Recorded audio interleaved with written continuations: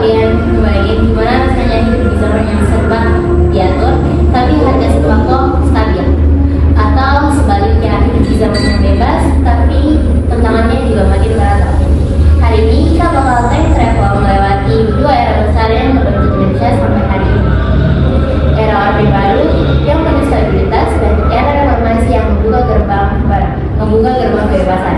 Bareng saya, kali jalan besar di Indonesia, mari kita bersama.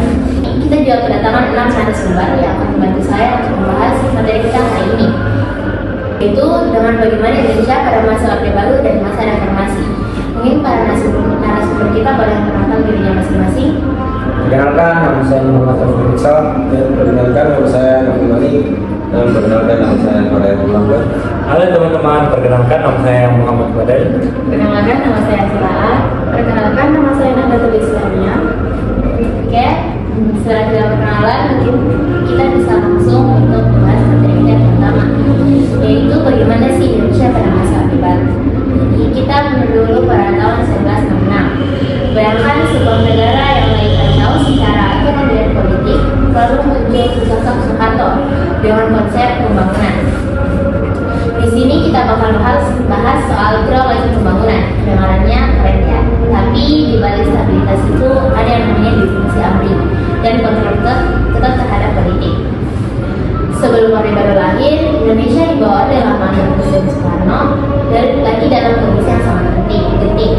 Yang pertama, ekonomi berantakan. Bayangkan harga barang naik sampai 600%. Orang susah cari makan dan antri kargo di mana-mana. Selanjutnya pada tahun 1968, Soeharto resmi dilantik menjadi Presiden kedua Republik Indonesia. Inilah di mana Orde Baru resmi dimulai.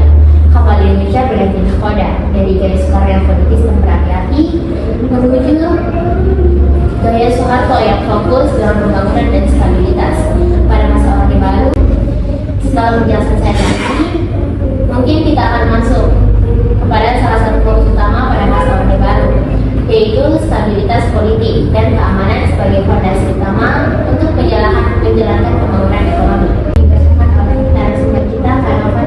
Baik, saya akan bahas masa Orde Baru di tahun 1966 sampai 1968.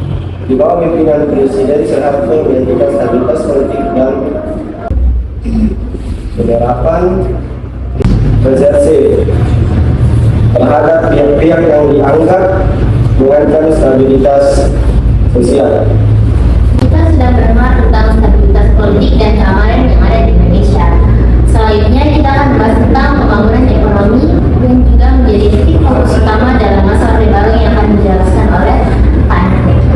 Baik, ideologi adalah pikiran dasar utama kebijakan pembangunan Orde Baru di Indonesia yang meningkatkan masyarakat berdasarkan Pancasila dan UUD 1945. Ada komponen utama yang pertama, stabilitas nasional yang dinamis, penduduk ekonomi yang tinggi, pemerataan pembangunan dan hasilnya.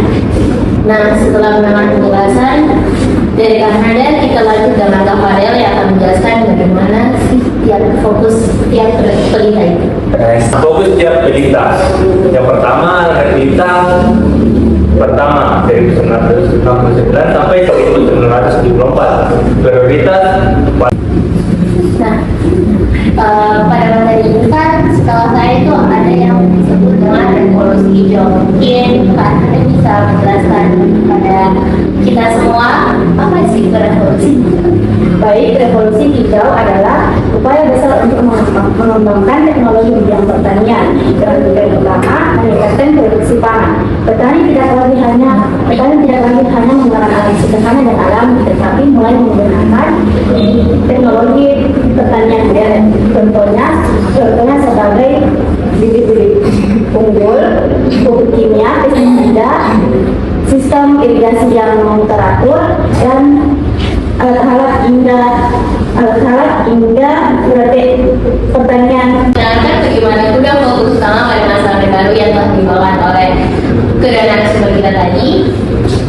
Ketiga narasumber kita tadi, kita jadi tahu bahwa kedua fokus ini menciptakan hubungan silaturahmi, yaitu stabilitas politik yang sebagai persyaratan mutlak untuk pertumbuhan ekonomi.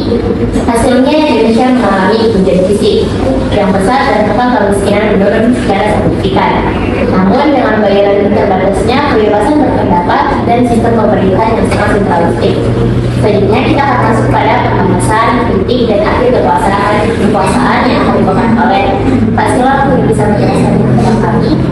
Baik, masa Orde Baru yang dipimpin oleh Presiden Soeharto berlangsung selama 30 tahun. Pada tahun 1966 hingga 1998, tragedi Trisakti. Pada tanggal 12 Mei 1998. Dari yang telah dijelaskan oleh Kak Sila, ada salah satu tragedi yang cukup besar ternyata terjadi, yaitu peristiwa Trisakti. Peristiwa ini adalah simbol pengorbanan gerakan mahasiswa dalam menentukan nasib pendidikan. Nah, tapi pepatah pernah bilang, gak ada yang abadi. Pada tahun 1998, badai krisis ekonomi menghantam dan mahasiswa turun ke jalan. Suasananya mencekam, kawan-kawan gedung DPR diduduki dan akhirnya Presiden Soeharto mundur. Inilah jadi kenal era reformasi. Dari yang tadinya serba pusat, sekarang jadi serba bebas. Tadi pertanyaannya, apakah bebas berarti lebih baik? Mari kita bedah agenda besar reformasi yang akan dibawakan oleh Pak. Baik, agenda utama reformasi Indonesia mulai tahun 1998 biasanya dengan reformasi di KKR, yaitu korupsi, dan nepotisme yang bersambutan dengan UUD 1945 yang menyempurnakan konstitusi agar lebih demokratis, membatasi kekuasaan presiden, dan memperkuat hak rakyat. Setelah kita mendengar agenda utama dari masyarakat reformasi, selanjutnya kita akan mengenalkan bagaimana perkembangan politik presiden pada saat itu yang akan mungkin bisa dibawakan oleh Paul. Baik, dari serba diatur dari serba terbuka. Pertama itu, presiden tidak bisa menjabat selamanya. Kalau dulu Presiden Soeharto bisa menjabat sampai 30 tahun, tetapi saat ini presiden hanya bisa menjabat sampai 10 tahun. Nah, setelah tadi yang dijelaskan oleh Pak Upa, yaitu tentang bagaimana presiden pada saat itu, selanjutnya mungkin Pak Fadel akan mengembangkan bagaimana sistem pemilu yang terjadi pada masa reformasi. Nah, perubahan sistem pemilu adalah perubahan cara rakyat memilih pemimpin dan wakil rakyat. Dulu presiden tidak dipilih langsung.